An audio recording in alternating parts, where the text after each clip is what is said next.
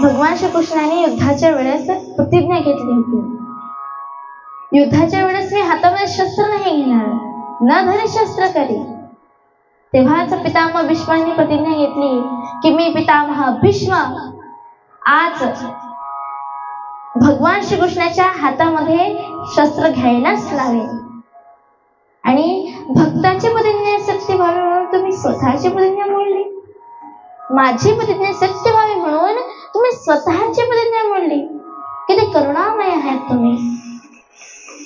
जेव्हा भगवान श्रीकृष्ण जेव्हा पितामह भीष्म अर्जुनावर बाणाचा वर्षाव करीत होते त्यावेळेस भगवान श्रीकृष्णाने विचार केला, पितामह भीष्म बाणाचा वर्षाव करतच आहे, माझा अर्जुन बेशुद्ध झालेला आहे तरी सुद्धा पितामह भीष्म बाणाचा वर्षाव करीतच आहे.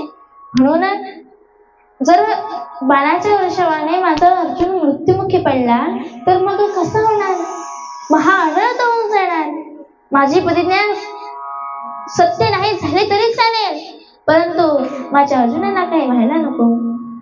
आणि भगवंताने रथावरून खाली उतरले, त्या रथाचं ते चाक आहे ते काढलं आणि सिंहाची गर्जना करत करत ते पितामह भीष्मांवर तुटून पडले.